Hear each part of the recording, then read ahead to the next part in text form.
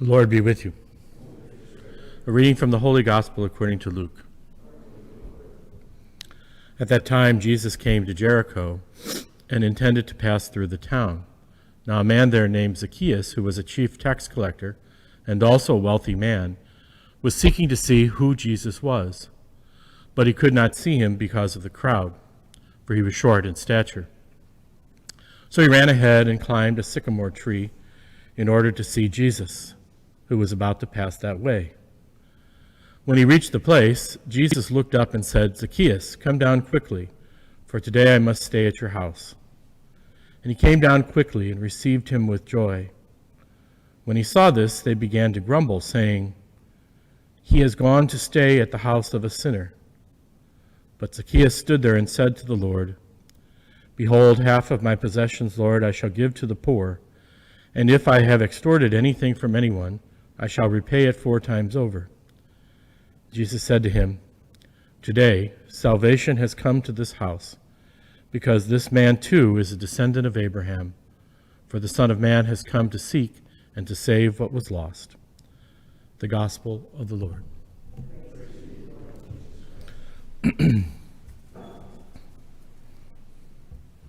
This very familiar story has really 3 characters in it. Zacchaeus, of course, and Jesus, and the third character would be the crowd, the people in the story. And usually interpretations I've seen and heard in homilies emphasize the initiative of Zacchaeus.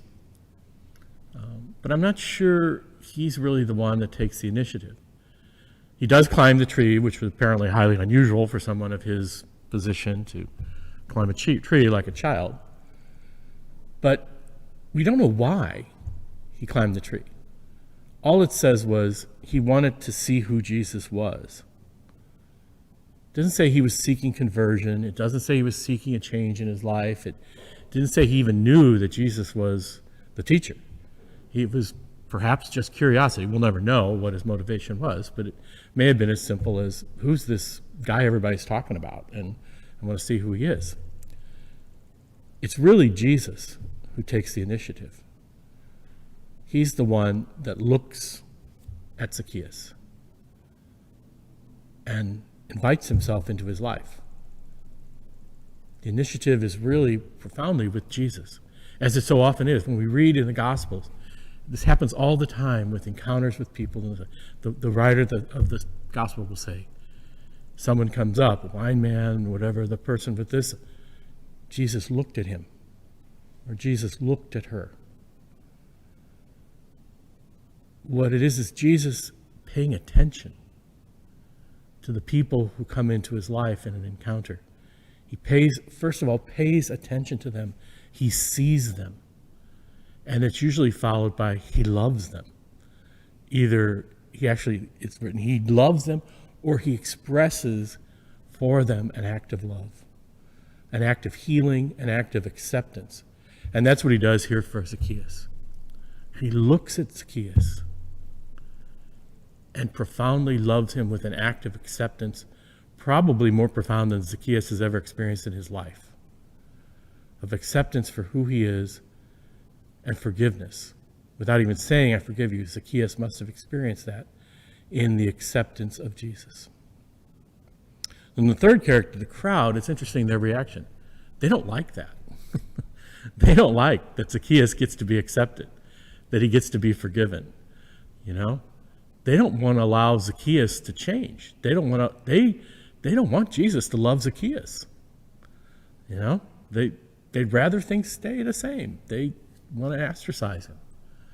They can't believe that Jesus would love this sinner, would love this man.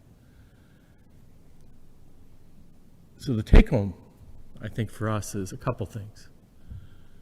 One, we all have those things like Zacchaeus that keep us from allowing Jesus to look at us and love us. Not big things, most of us, but the things in our life that we struggle with, that often we're not allowing the Lord to see.